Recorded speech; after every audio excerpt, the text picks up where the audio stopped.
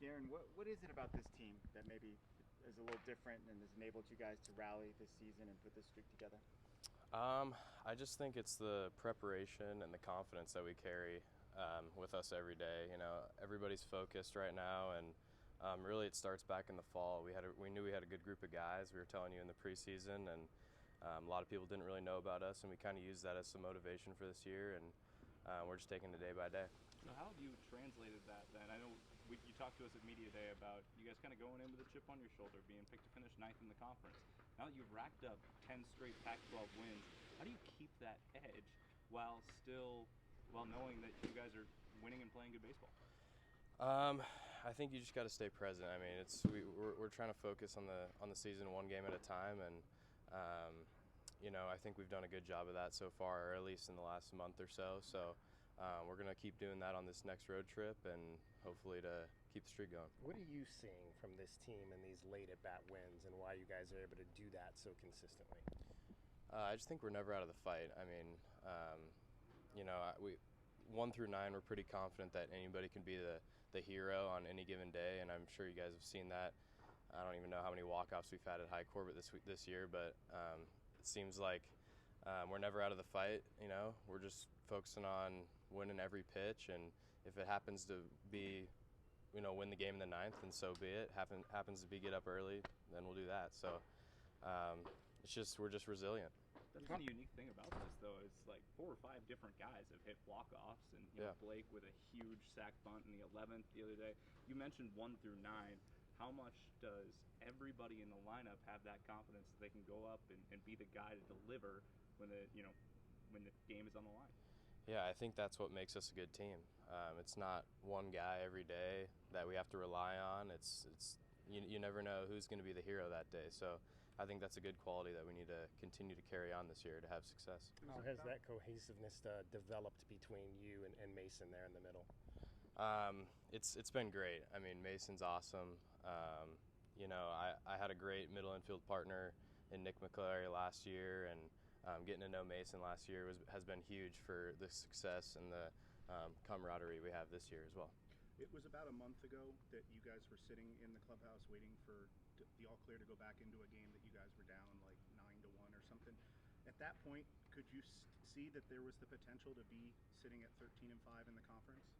Yeah, absolutely. I mean, we were, like I said earlier, we're never out of the fight. And I think that game, as bad as it was for us in the university, I feel like that really has defined our culture so far. I like to think of it as adversity is your advantage. So, if it feels like yesterday we were down 9-0 New Mexico State, and Chip was getting on us in the clubhouse, but looking back at it, it's really something that has helped us. Well, what did he say then? The at-bats at the end of that game, I mean, to get it close, just when you could have just mailed it in and said, hey, let's move on to the weekend. Yeah, I think we went in there. Chip had a good message for us, and it kind of turned things around. And he said, just turn the scoreboard off and let's fight to the end. And if we lose by 9, then we lose by 9. And if we come back and win, we come back and win. But I think just the message that he gave us, and he refocused us, and we put together some really good at-bats to end that game. And then it turned into, I don't even know how many wins we had in a row. So that was good. How many times has he had to have conversations like that with the team? I don't even know. I mean, it feels like we've had quite a few. It's a long season, but we try to take it game by game, and that was definitely one that stuck out to us as a group this year. So it ended up being better for us. Speaking of adversity, you went through some struggles last season. The ball wasn't dropping for you. Mason kind of took over as the full-time second baseman. How did that help you or motivate you or any of those types of things maybe in the long run? Yeah, last year was a tough year. I just tried to keep my focus, and I had my goals in mind, and I learned a lot about myself last year, and I learned a lot about the mental game and the mental game of baseball and how to really use that and just take things day by day, and I'm glad that's helping me out in the long run. Did anyone help you with that, or was that something that you kind of did on your own? Yeah, I have a personal guy outside of the school that really helps me, and credit to Dr. Webb also here. she's been a huge part of my success at this school. So it's just I got a great support system, and I'm glad they're in my corner. What are you comfortable telling us about those conversations you have with Dr. Webb and how that helps you?